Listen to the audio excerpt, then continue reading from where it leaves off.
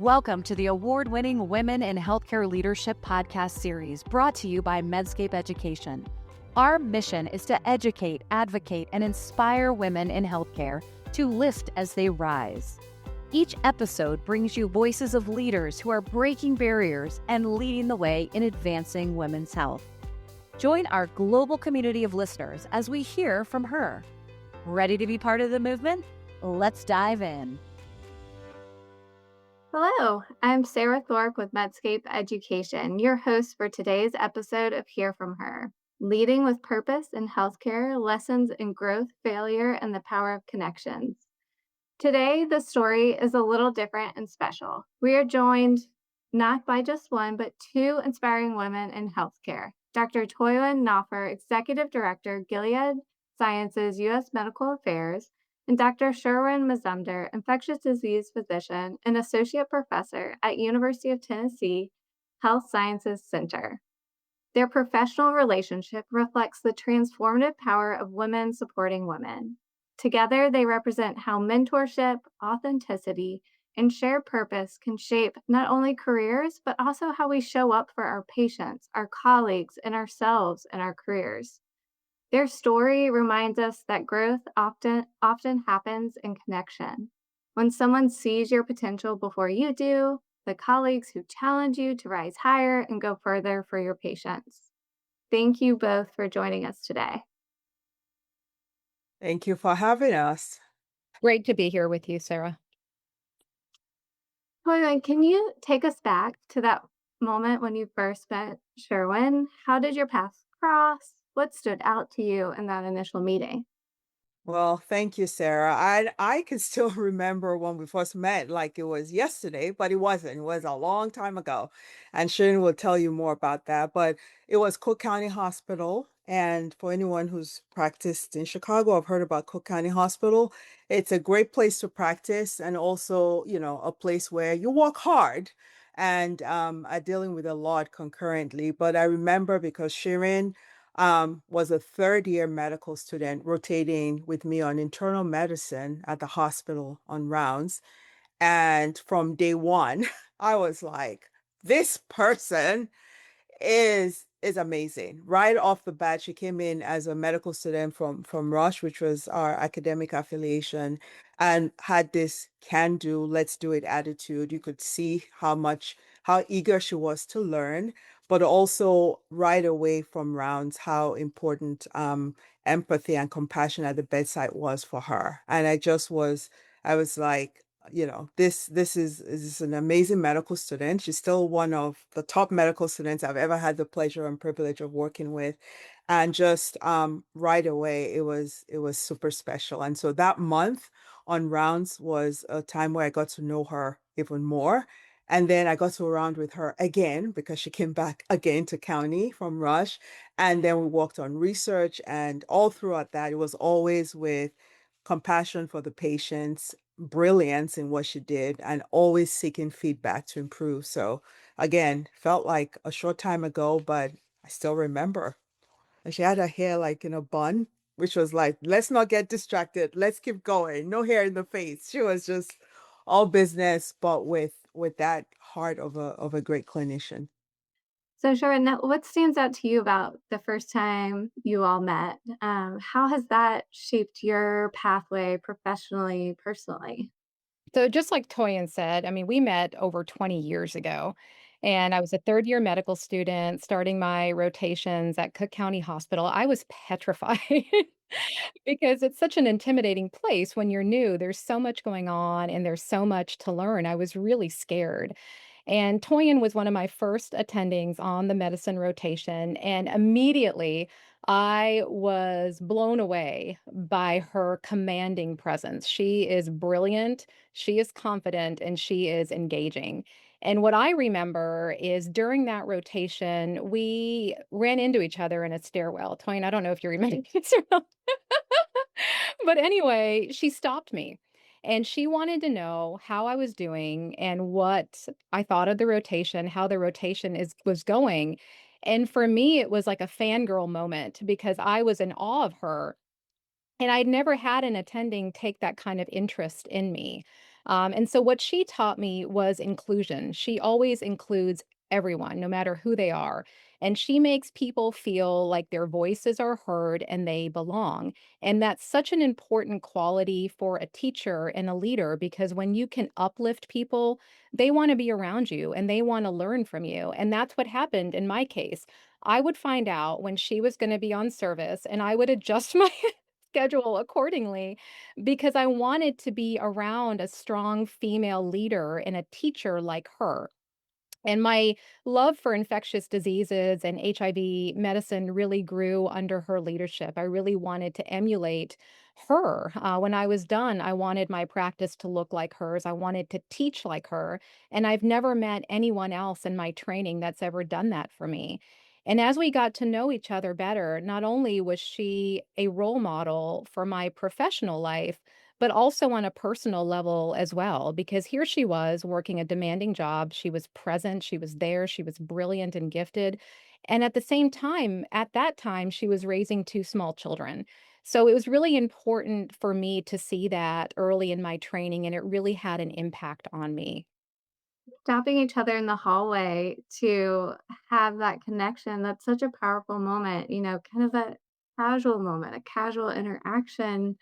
Can you expand a little bit more on, any challenges or a moment where you felt like you were taking a risk that you may not have taken otherwise because of your relationship, with each other when you really leaned on one another?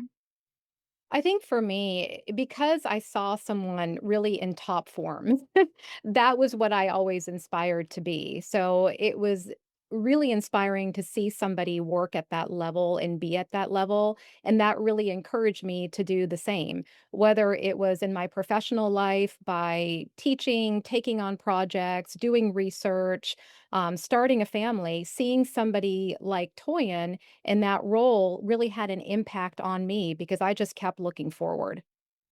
Yeah, and I would absolutely say the same that, a teacher or mentor is only as good as the people that you have the privilege of being around. And what I saw with Shirin as a medical student was her commitment to patient care and excellence. And that came through with how she interacted with not just, her peers, other medical students, but respectfully challenged decisions, right? From her residents, from her fellows, speak up again, really putting the science and the patient at the heart of the conversation. And really, I think over time, helping dispel some of the misnomers about what it was to round that county and it's all scut walk or it's all this or the patients are too challenging. It was really seeing her refine and work on the art of medicine, right? Really understanding the patients and their context so that your decision making and that shared decision making put all that into play. And that was something that I saw very early in her. A lot of medical students are focused on the data and get making sure they know how to take a history. But she was really, really clear about understanding why it was important to get a good history to improve the patient's outcome, but also letting that person know why she was asking all those questions. So I think, seeing that and knowing that, as women especially, our lives are never linear. They're complicated, they're complex.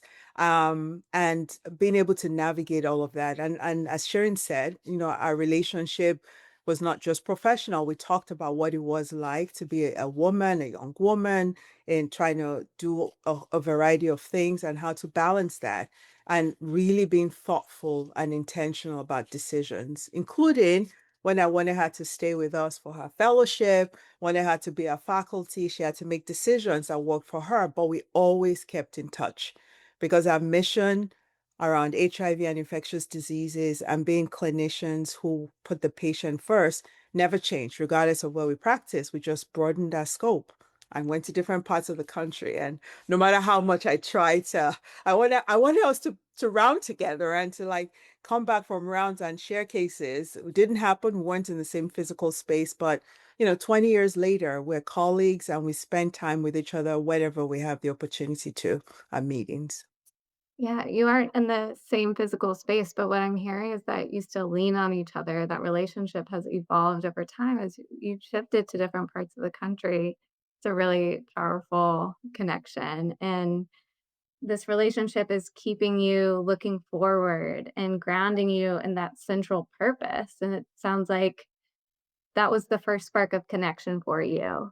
So, what first drew you to medicine in the field of public health, especially being in Cook County, right? And what continues to keep you passionate about your work today? It's kind of cliche, but it is what it is. I always knew I wanted to be a doctor. I have my mom's kept essays and little things you write at like second grade, which is what, 8 or whatever. And say, what do I want to be when I grow up? I wanted to be a doctor and really was inspired by my pediatrician, who was a woman. Growing up in Ibadan in Nigeria, she worked at the University College Hospital, which ended up being where I went to medical school. But she was fun. She was this woman that she was my mom's very good friend, so we would see her in a social setting, but she was super smart. I loved being in her office. And so I wanted to be a physician, and I had other role models and other people in our family who were in medicine, but it was my pediatrician who inspired that. And then when I moved to the US in the early 90s to start my residency training, I actually came in wanting to be a cardiologist. It's always a very top choice for medical students. But speaking to the role of mentorship, my very first rotations in internal medicine were with an ID physician who was rounded on internal medicine.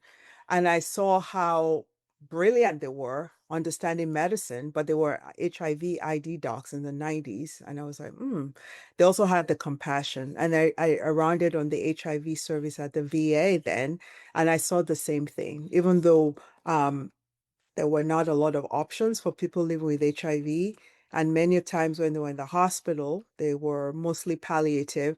But I saw these brilliant infectious disease clinicians who were really committed to whatever research was available to figure out drug discovery, but also had the compassion at the bedside to hold patients' hands when they were on so many medications and having GI issues and had to have lumbar spinal taps for meningitis. So that was my draw, was the compassion and the brilliance of people who were doing the HIV work. So cardiology was gone 3 months into internship, and that's how I ended up in HIV. And that was the unmet need for a lot of populations is why I chose to stay at County. And I was on faculty at Cook County, which is a large public hospital in Chicago that really takes care of underrepresented minorities, people with limited insurance or no insurance. And I stayed there for 20 years in a role that allowed me to grow in the role and open up a lot of opportunities to do work in HIV, in hepatitis, in sexual health. And that's what's kept me going is the people and the incredible resilience of the people living with HIV that has really championed all the innovation over the last couple of decades. And then more recently, I transitioned to a role in industry and in medical affairs where I continue to engage with healthcare providers around medical education, research, evidence generation, and an exchange of scientific data. But through all of that, as I educate new providers, existing providers, it's really around putting the patient at the end of that, the beginning of that conversation, so that all of our innovation is still tied to why are we doing this? And the goal is ultimately to end the HIV epidemic, improve the quality of lives of people living with HIV. And if that is your center, that's what keeps you going. That's what I'm passionate about. It hasn't changed. And the innovation comes. There's disparities. There's still a lot of work to do, but that's what's kept me centered. It's the resilience of the people living with HIV. So, Sharon, how about you? What is driving you in your work, and how are you staying grounded through that purpose in your career? Well, I feel like what drives me is purpose. And I feel like for some people, they know what that is from the get go. But there are others, me included, where, you don't exactly know what exactly that is for you. For me, I always knew that I wanted to practice medicine, but I didn't know what that looked like for me. I didn't know in what capacity that would be like for me. And I found my purpose through my exposure, my time working with Toyin. She really taught me not only the fundamentals and the medical aspects of infectious diseases and HIV management, but I think more importantly, she taught me how to treat patients with compassion and dignity which is always important, but even more so when you have a patient that has an underlying condition that may have some stigma associated with it. And so I found my purpose and my drive by finding something that I'm passionate about, something that was not only stimulating, but very satisfying. And in working with Toyin, part of that initial spark for me came from the way that she taught. She made it very easy for me to understand. There was a connection there, and she has an internal light that would shine through because she loved what she did, and that was the spark for me. And that served as my momentum. I kept that going. And my practice nowadays, HIV medicine is part of my practice. It's not all of it, but it's an incredible privilege for me to take care of these patients. And it's never lost on me the trust that they place in me. So that's my passion and that's my drive. And what keeps me grounded is going back and learning some of those principles from Toyin and other physicians that have made an impact in my training and my career. Oh, and I'm just gonna say one thing because Shirin has kept it going. I have now had the privilege of meeting people who have trained under her, right?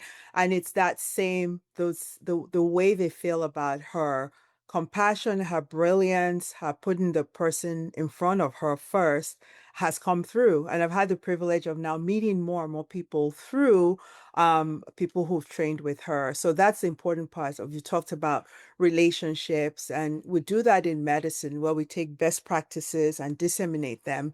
And to do that with personal relationships, especially as women in medicine, is so important, right? Is if there are things that have worked and best practices that have helped us to stay connected, to mentor the next generation, to have people understand that the path isn't always linear, and to keep that going. That is so incredibly refreshing because when you connect and you meet people and you hear about, oh yeah, I talked to myself, oh my God, she's amazing. And then I move into a different industry and I meet people who are meeting in industry who have met with her or who understand the work that she's doing in Memphis, and they're like, "Oh my God, she's amazing." And that's the kind of stuff that is really important in medicine because it's a win for the person on the other end, and it also helps keep you fulfilled because life is tough, personally, professionally, things curveballs get thrown our way, but being able to understand the impact that you're making is really, really important. And I'd like to say, if it's okay, I'd like to say that I think that's like paying it forward. When you have someone that has such a significant impact on you and is an inspiration to you, we're able to pay that forward and keep that legacy going, which is something really important in medicine with our training and the duration of our careers. Having the ability to pass it on, I think, is such an important thing. That ripple effect of, you're touching the next generation and then improving patient care long term is such a powerful impact that, simply stopping in the hallway to talk to somebody about their experience can really be transformative. And you all have talked about things not always going the way we want, right? And the importance of remaining grounded. And I think, our purpose is great in that it gives us direction, but it doesn't protect us from those setbacks ever. And in healthcare, we're trained with that mindset around outcomes and success. But sometimes those defining moments really happen when things don't go as planned. A grant could not be funded, a role may not be secured, your path suddenly shifts unexpectedly. So, can you share a time when things didn't go as expected and how that experience really actually fueled growth for you? I'm gonna apply it to some of the issues that I faced when trying to start a family.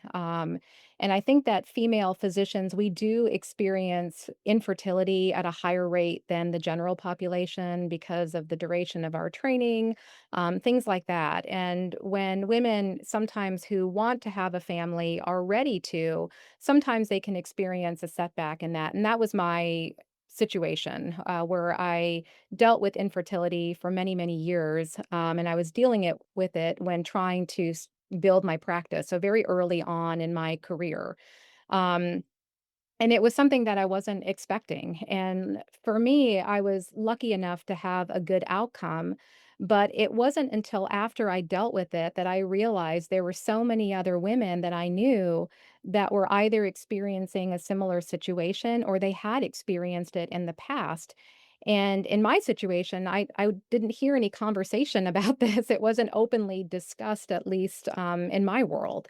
And so dealing with adversity like that, it did make me realize that I could deal with hard things, but it also opened up a pathway for further discussion.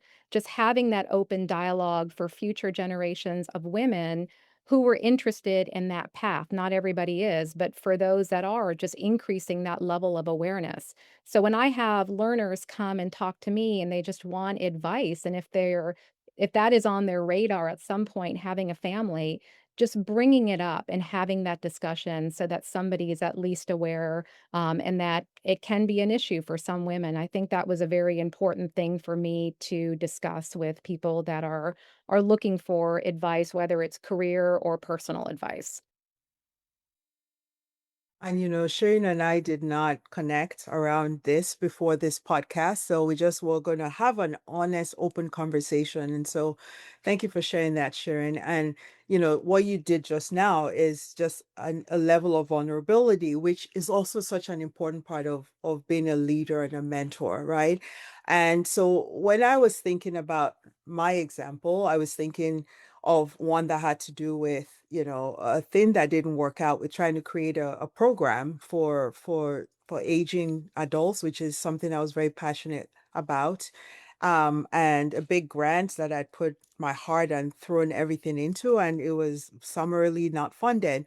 But the mission was to create a program that allowed people living with HIV in a large clinic to have additional support services, peer mentorship, and what we did was just, okay, that was a failure, a major setback because it was T minus a long time getting ready for it, but we didn't stop. So it taught me a lot of things about, like, your resilience, but also if you are committed and have passion about something that's important to someone outside of yourself, you will find champions, you will find people to walk along with you. And what we did was end up just doing a homegrown thing, start the program with whatever we could, and have people volunteer their time and hours until we could create something that we could then write up, that we could then show the impact. And it became something that's embedded, the Healthy Aging Initiative at county still goes on, and enough that the system has thought to fund positions for peers to support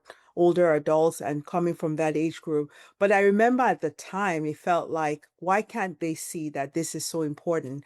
And so that was the example I was going to use, because you've done your part. Everything seems to be great. Why can't they see it? But it's a time to also figure out what didn't work out well, what you can learn from it, and is it something that you need to stop, or is it something you need to adjust and continue going? And knowing the limits of how much you can do alone and how important to bring people along. But the second one, which was a personal experience, was something about with going through a divorce. And just like the example that Sharon gave, it's something we don't talk about a lot, but for a lot of reasons, you're still trying to straddle growing your career, mentoring others, and your personal life is going through. And as doctors, like you said, Sarah, we're used to, like, you ace this, you study for this, you do this right, the outcome is success. And we feel like failures when that happens, when something that you plan fails and ends. And again, for me, that has been one of my largest growth things in my entire life.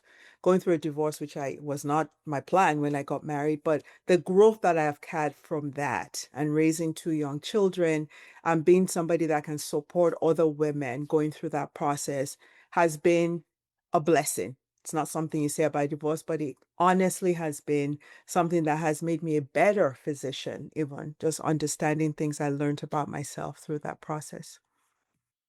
Yeah, I appreciate you opening up about both of your examples, both of you. I think you're demonstrating, right, what we want to talk about is that normalization of challenges, and the power of a growth mindset gives you the ability to be resilient and adapt. And those are skills that with time we learn.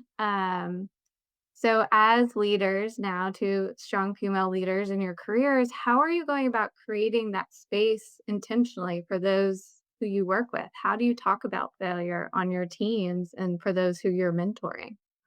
I think number one, just creating a safe space for people to talk and just building an area, an environment where people are not ashamed to talk about challenges, making it a safe space where people don't feel judged. And then I think also teaching embracement that if we have challenges, they are things that we can learn from. And then also normalizing failure, I think, is really important as well, where setbacks are not looked as something that is shameful, but instead opportunities for us to create meaningful change. And I think part of that is by leading by example, where as a teacher, as a mentor, sharing some of our struggles, I think helps to normalize some of that. Because chances are, if we've experienced it or if we are experiencing it and we're talking about it, somebody else is experiencing it too, or they may in the future. So I feel like that really helps to kind of build that connection and create a safe space for people to speak up. Absolutely. Absolutely. Sharon nailed it about the intentionality, the safe space, and really normalizing that because and the one thing I will add is that actually, failure is obviously an opportunity to learn, right? And you don't fail at something if you've never tried it. So the courage to have tried whatever it is, keep applying for that grant, going in for that promotion, saying I'm going to lead that team, saying that put me up for this shows that you stepped out and you learned something from the process. And it may be that this is not for me, but it may be that this is what I need to make myself ready for that. But stepping out and feeling comfortable enough to step out is an act of courage. And if you fail from that, that's okay because you won't be the first and you won't be the last. But what did you learn from that? So, yeah. But as leaders, some of this requires vulnerability, right? So, can you walk me through how you think about vulnerability and how that shapes how you think about leadership and mentorship? Well, I think that vulnerability in whatever form that comes in, I think that it signals that imperfection is okay. And when we can be vulnerable and we can admit that we don't have all the answers, I think that fosters an environment of trust and connection to people that we are leading or that are learning from us. And I think that when we are guiding people, we can do it in a more real and intentional way. And showing vulnerability allows us to also change culture to some degree and move from a proving type of mindset to an improving type of mindset. And I think that can be very helpful sometimes. Ooh, I love that. And I'm always about best practices. When I hear something, I'm like, I already see where I'm using that in that next. And I love that from proving to improving, progress over perfection. I love that. I have nothing else to add. I think that was, yes. So I think also what we're highlighting here is that with vulnerability, we're recognizing we don't always have all the answers, right? We're listening to our colleagues, we're trying to be more present, attuned. And that brings us back to patient care and the context of the patients that we work with. So, as we think about vulnerability, it's about not always having all the answers. We become better listeners, more present, more attuned with what our patients or colleagues are actually experiencing. So, it's about understanding the people. How do you think about that in a clinical setting? And how does that impact your day to day work? Being open and listening to learn and listening to understand before our doctor hat kicks in. And I think that's the most important quality of a really great clinician is being able to listen and listening is not just with your ears. You're watching, you're observing, to understand people's context, to understand what's important to them, to be able to ask questions that allow them, and obviously creating that space for them to share with you. because all of those attributes that Shirin described in who the people will lead and our mentees are very important in that exam room, and especially if we're talking about HIV and the stigma and the vulnerability that trust that people have to share things with us. We as clinicians have to do that and understand their context. So, an example is when you're working in a system where people have what we call a lot of social drivers of health, not determinants, because I feel like they're drivers and they're not always insurmountable. But if we don't put those into context as we have conversations with people, we're going to judge them inappropriately. We're going to make assumptions as to why things are happening. We're not going to have the best solutions, and we're not going to co-create or share decision making with them. We always had people at county, people would say they're non-compliant. They left the hospital, never showed up for appointments. And nobody ever thought to ask, three questions like, do you understand why it's important for you to have come to clinic? And why were you not able to make it? Right? And how can we help you? Right?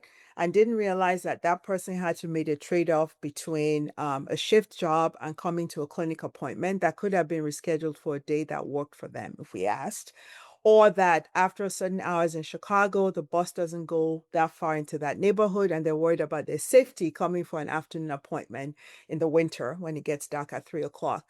But all of a sudden, they're deemed non adherent. They show up, and the healthcare team already thinks they don't care about their own health. Then everything downstreams, then it's put in their medical record.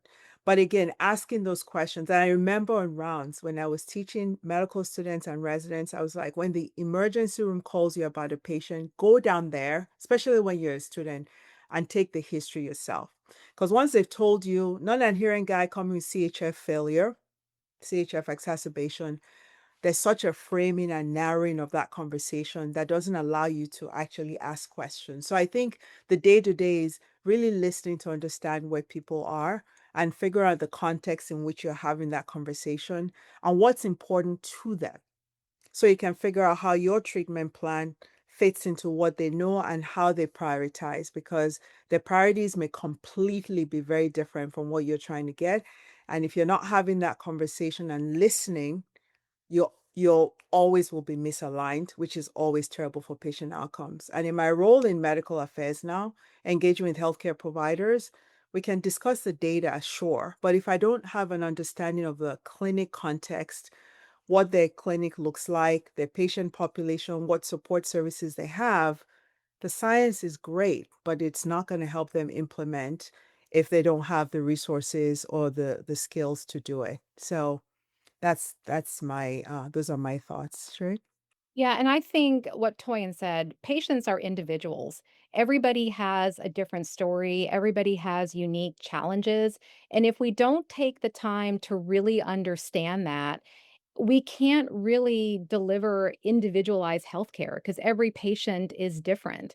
And sometimes we can offer patients services or treatment, whatever it may be. But sometimes the only thing that we can offer them is to listen, to actually listen without interruption, without judgment. And I think that goes a really long way. And it helps to build trust, especially in that physician patient relationship, trying to understand what that patient's unique situation is, what their challenges are, and that allows us to better help them and to better care for them. Hmm.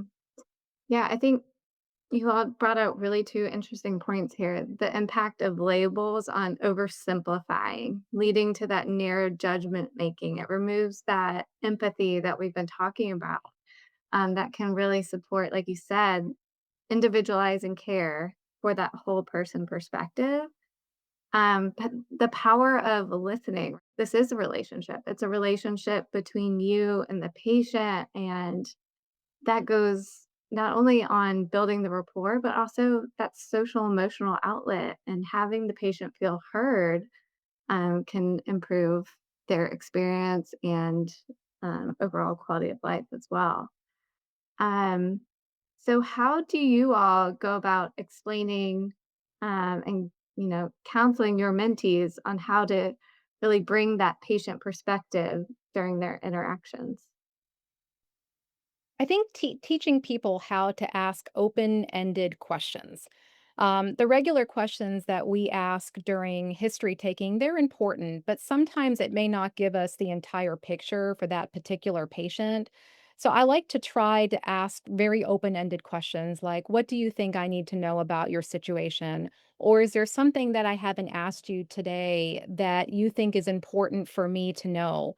So just practicing that narrative type of medicine and listening, I think helps us to better understand our patient and their situation.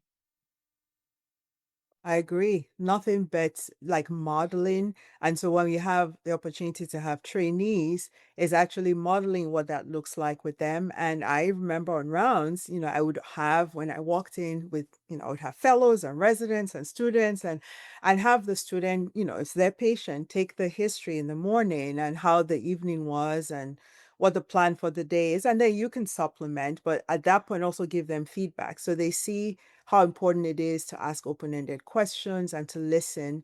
And the one thing we can also do is every time we're with individuals is to empower them to be advocates for their own health. And some of that comes with when they ask questions, we answer the best that we can, and we encourage them to ask questions so that when they see other healthcare providers that are not their primary person, they're going to specialty clinics, they have consultants see them, they know to ask questions, they're empowered to say, this is my body, and you as a clinician need to be able to explain to me what the plan is, not just say, I'm going to put it in your chart and your doctor will see it.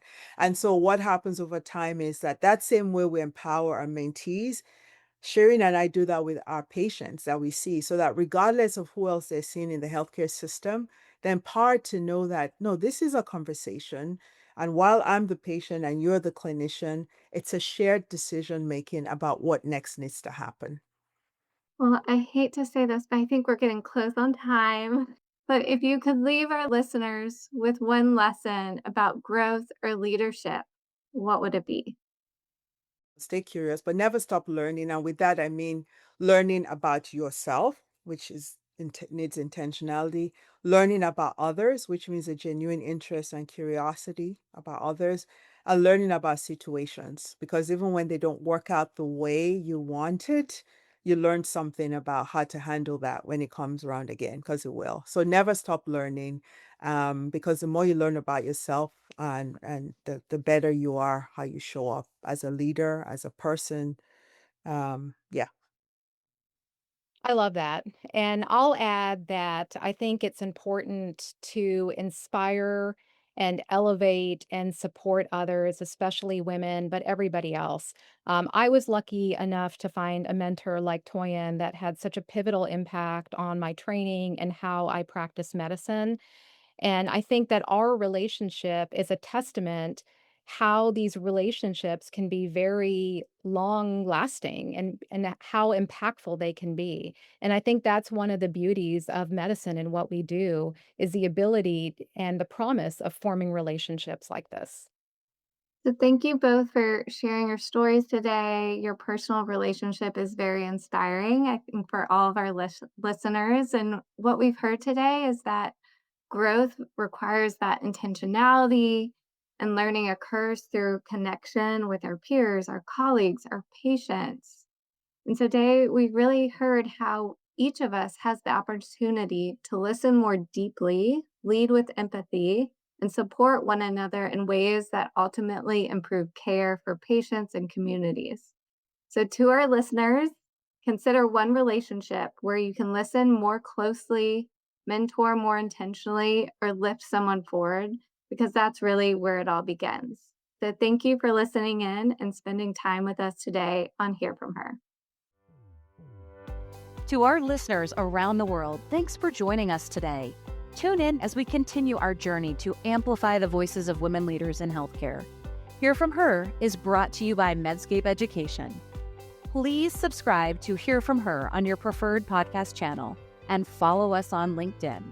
Until next time, remember to lift as you rise.